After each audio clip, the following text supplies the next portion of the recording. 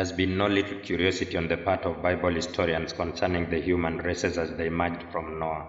It would seem glorious to identify with the blessed Shem on the one hand. On the other, many would be interested to know exactly whom the descendants of Ham are, upon whose family the curse of Noah lighted. How about Japheth? Which race descended from him? Follow us along the tracks of this intriguing history and its lessons. The Bible record states, "And Noah began to be a husbandman, and he planted a vineyard, and he drank of the wine, and was drunken, and he was uncovered within his tent." That is Genesis chapter 9, verse 20 to 21.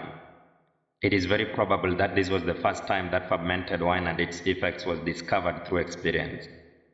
Noah might have innocently planted a vineyard and made plain wine out of it. He might not have known that allowing it time to ferment would make the difference between nutritious and even medicinal wine and intoxicating and objectionable wine. The Bible uses the word wine variously to mean either of the two, based on context. It would be profane and scandalous to doubt that the wine that Jesus gave at the wedding in Cana was anything but the pure juice of grapes. It is what Paul evidently told Timothy to use for the restoration of his stomach and other infirmities. It does have medicinal value. Only be sure it's not touched by the least fermentation, which will render it alcoholic. Because grape juice easily ferments, drinking it to an excess may lead to fermentation in the stomach. The Bible enjoins against taking excess wine. Any food eaten to an excess ferments in the stomach. But much more would you expect this to be the case with grape juice. Be the exact circumstances as they may, Noah was somehow drunk out of the wine from the grapes, and we may not fully excuse the misstep. Because sin, even if committed ignorantly, cannot be justified. But unlike the ungodly who find in this food for raillery and excuse for their own scandals, we may still with Shem and Japheth generously throw a garment over this nakedness of the father of all of us, based on his general lifestyle of integrity and obedience. We will not religiously, like Ham, feast the eye upon the nudity of a good man, and slanderously speak of it to Japheth and Shem. Many, to either justify themselves or discredit religion, throw a debauched feast over every perceived imperfection of good men.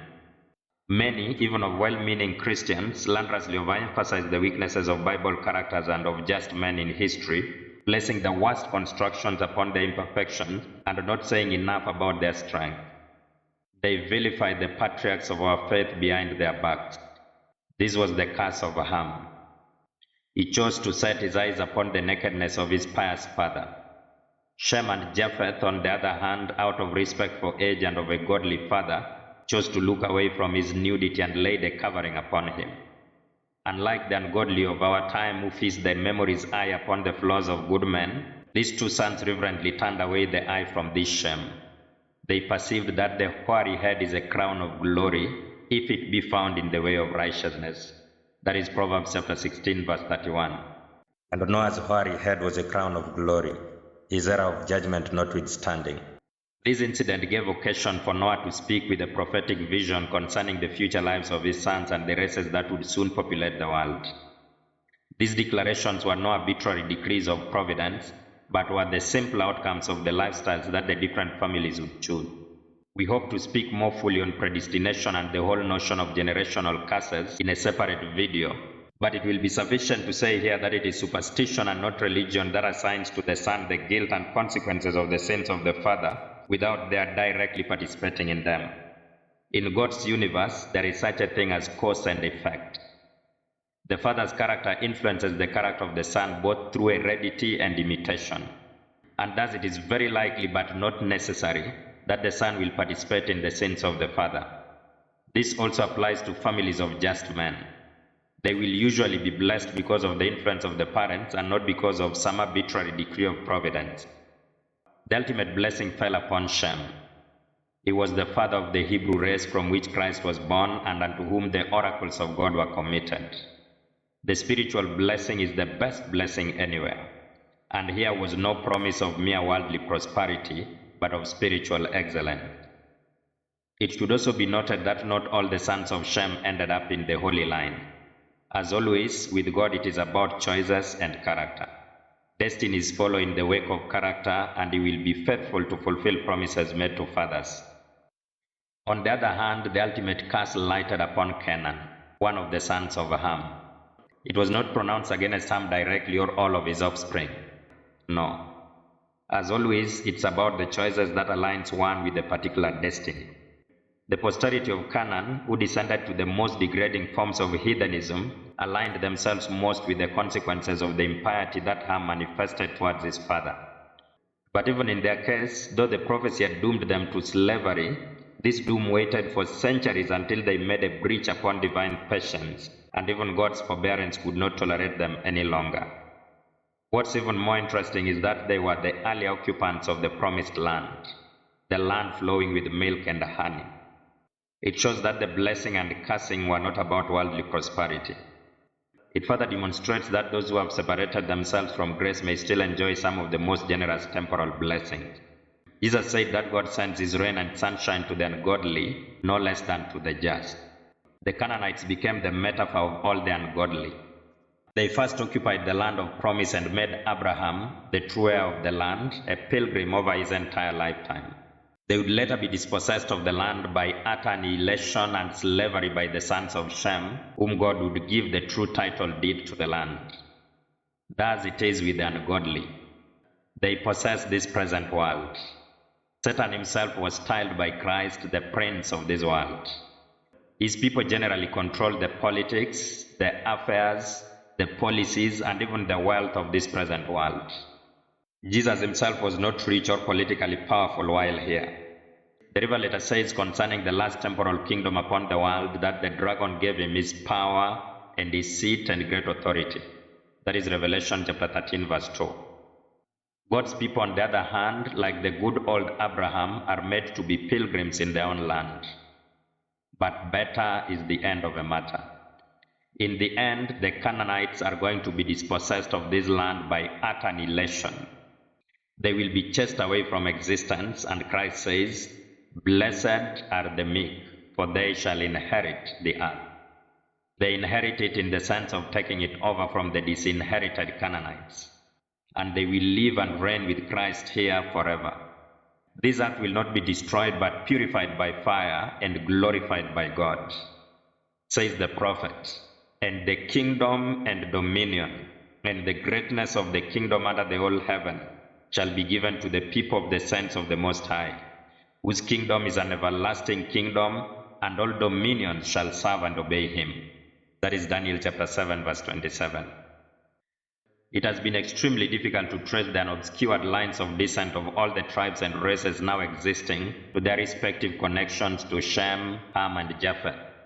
In part, it's because of the mixing up of races through intermarriages or otherwise, and the remoteness of the times from us. But it seems to be especially because Providence obscured the distinctions for the reason that we are ultimately of one blood, and our destinies are based firmly on our choices. But enough can be recovered to give us a general outline and to instruct the mind on the principles of God's interventions among men. Shem was the father of the Hebrew nation. This was his blessing. Refer to Genesis chapter 10 verse 21 and 9 verse 26. The spiritual birthright was committed to him. It followed the line of Arphaxad and later Eber, from whom the name Hebrew is evidently derived. But he also had other sons who didn't participate in this spiritual birthright. There being no apparent spiritual distinction between them and the other nations, their streams seemed to have flowed into the streams of those nations insofar as Bible history is concerned. There hardly remains clear records to reconstruct or recover their obscure distinctions from the other nations. Japheth, who was the eldest of the three, has been generally understood to be the father of Europe. The Bible says this concerning his children: "By these were the isles of the Gentiles divided in their land, everyone after his tongue, after their families in their nation." That is Genesis chapter 10 verse 5. The isles of the Gentiles is understood to be Europe, from how the Jews understood the nation separated from them by sea. The blessing that Noah pronounced upon him was that God shall enlarge him, and he shall dwell in the tents of Shem, and Canaan shall be his servant. That is Genesis chapter 9 verse 27. By dwelling in the tents of Shem was intended that Japheth or Europe would especially share in the privileges of the gospel. We see this in the gospel work after Pentecost and particularly the labors of Apostle Paul. Ham was the youngest and the father of Canaan, upon whom the curse lighted. Ham had 4 sons, Cush, Mizraim, Phut, and Canaan. Canaan was the son upon whom the curse directly lighted. His sons occupied the land of promise and were very prosperous there until their iniquities came to the full. They then were annihilated by the Jewish nation on the one part or brought under bondage on the other. Cush is the name for Ethiopia, Mizraim the Hebrew for Egypt, and Phut or Put is understood to have occupied an Egyptian nome or district towards modern-day Libya. These 3 names represent what was generally Africa in biblical times. There might have been further migrations and intermarriages, but these origins are undeniable. Other than Canaan, it seems that the other 3 sons of Ham occupied Africa. From Bible history, they started off as some of the most prosperous nations in the world. The 3 sons of Ham are actually associated with starting the world kingdoms as we know them.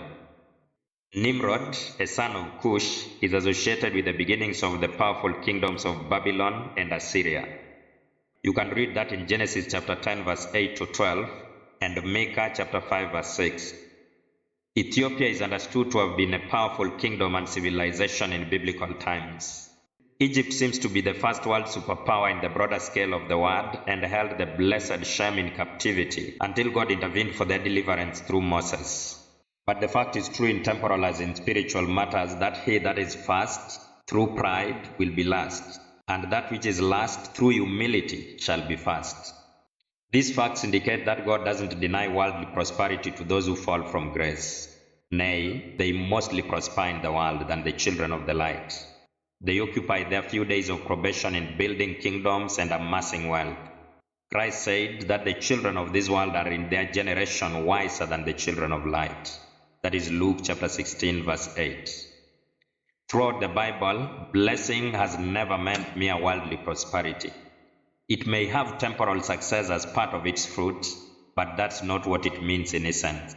Though this is what the charismatic churches of our day emphasize, but it's decidedly a denial of faith and mischievous ignorance to simply associate God with worldly success.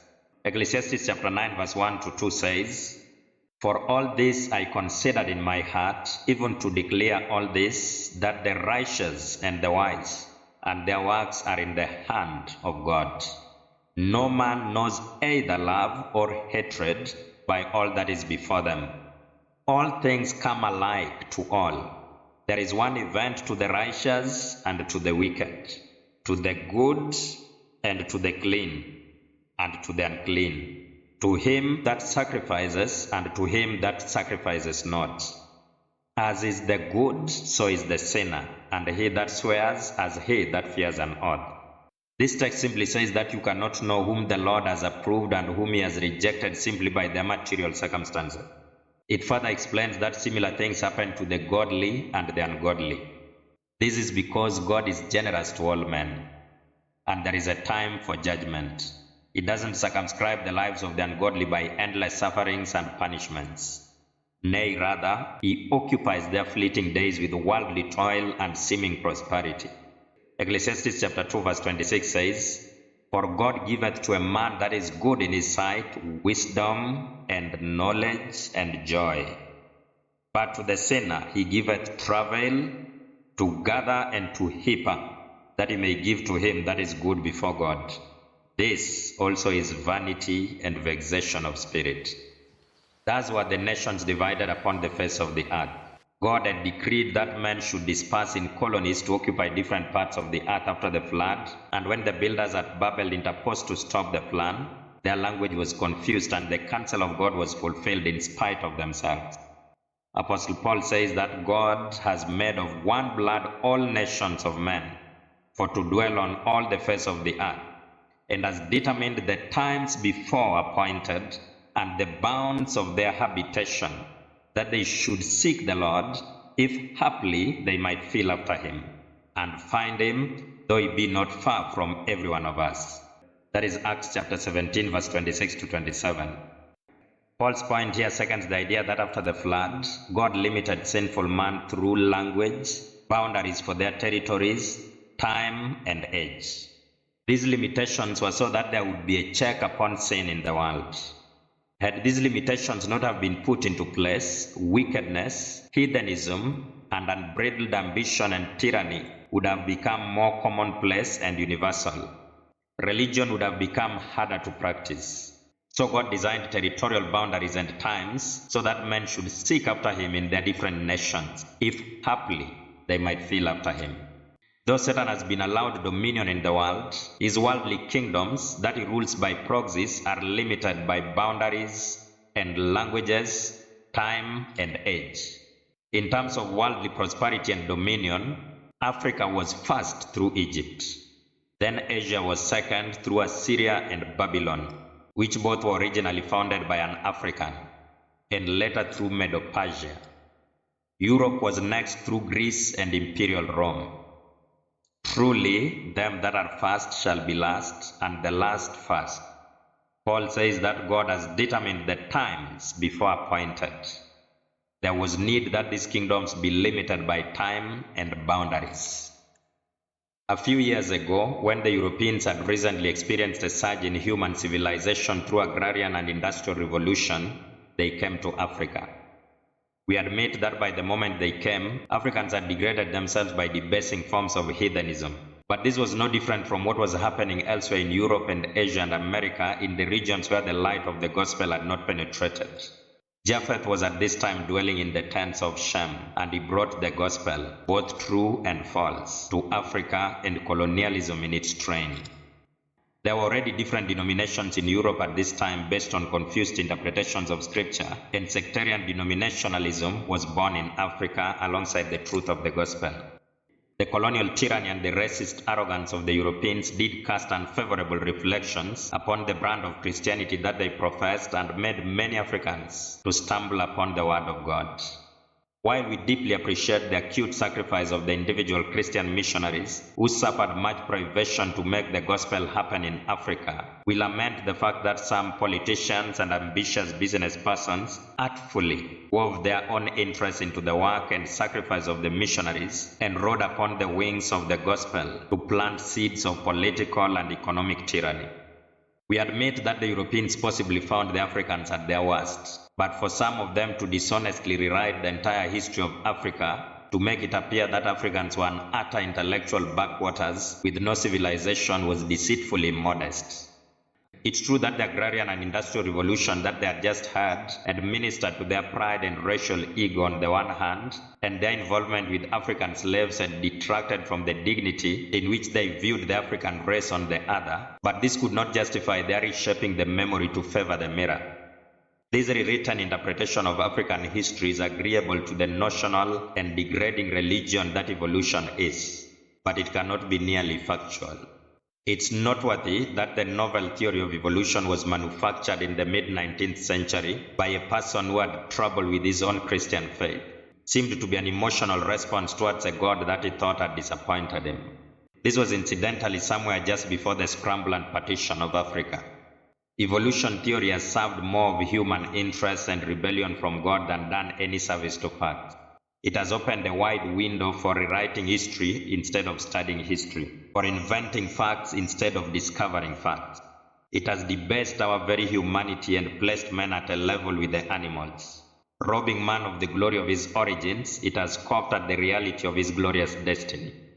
To an evolutionist, life is no more meaningful than the result of random chance, and only time and chance create the distinction between humanity and the lower creation. But we utterly refuse to be thus debased through intellectual adultery. Thus God has made of one blood all nations of men for to dwell on all the face of the earth, and has determined the times before appointed, and the bounds of their habitation, that they should seek the Lord, if haply they might feel after him, and find him, though he be not far from every one of us. It would be hard to imagine the tide of evil that would be running its course in the world if men always stayed together, spoke the same language, and lived longer. It was through the gospel that God breached these linguistic and territorial boundaries through the gift of tongues at Pentecost, but has otherwise generally preserved them to keep evil within bounds. Modern civilization and the internet have facilitated more cultural interactions, and it's not difficult to see that the world is on the verge of something. The debating voices of licentious men and women have been given quick publicity, and societal norms and restraints as we once knew them have been swept under modern permissiveness in one quick generation. We know that God will soon work as he did at Pentecost, only more mightily, to undo the schemes of Satan and to cut short his work upon the earth in righteousness. For we can do nothing against the truth, but for the truth. That is 2 Corinthians chapter 13, verse 8.